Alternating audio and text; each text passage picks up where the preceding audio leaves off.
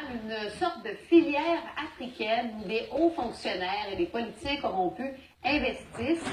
Selon notre bureau d'enquête, des proches de plusieurs despotes d'Afrique investissent leur fortune de sources parfois douteuses dans des immeubles au Québec. Yves Poirier raconte. Du haut du Mont-Royal, l'un des plus beaux points de vue de la ville. Ici, dans le Vieux-Port, Montréal, carte postale.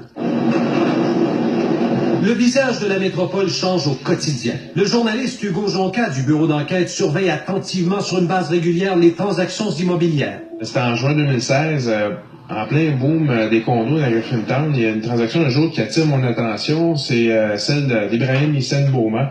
C'est le beau-frère du dictateur tchadien Idriss Déby. Lui, tout d'un coup, il achète plus de 3 millions de dollars de condos d'un coup. Une année complète d'enquête journalistique menée par Hugo Jonca et ses collègues pour apprendre que des dizaines de propriétés, particulièrement ici à Montréal, sont entre les mains des politiciens, des hauts gradés et des hommes d'affaires proches des régimes les plus corrompus d'Afrique. Ils investissent depuis des années dans l'immobilier québécois, presque toujours sans prendre d'hypothèque, ce qui ne semble pas avoir éveillé la curiosité des autorités. C'est des dizaines de propriétés, mais c'est une quinzaine de personnes, puis il y en a pour plus de 30 millions de dollars. Vous avez bien entendu autour de 35 millions de dollars de propriétés achetées au Québec par des individus qui, pour la plupart, ont fait l'objet d'enquêtes pour divers délits ou crimes financiers, soit dans leur pays d'origine, soit en Europe, où les procès sur la corruption de despotes africains se multiplient.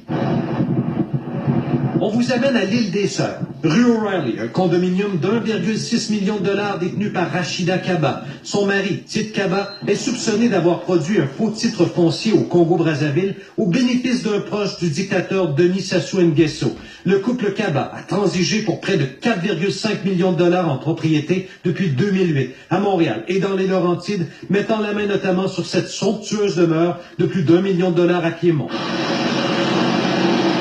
D'autres exemples des recherches approfondies du bureau d'enquête. À Gatineau, 2 immeubles d'appartements détenus par Jean-Jacques Bouya, un ministre congolais au cœur des pires systèmes de corruption d'Afrique. Il est parvenu à dépenser près d'1,5 million de dollars dans le secteur Elmer.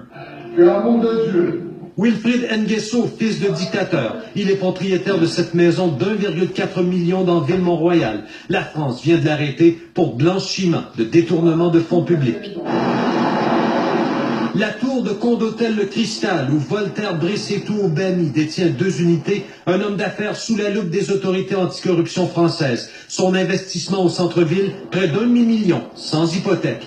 Si en Europe, les autorités ont lancé la chasse aux biens mal acquis, au Canada, non seulement l'expression n'existe pas, mais personne ne pose encore la question à ces investisseurs. Yves Poirier, TVA Nouvelles, Montréal.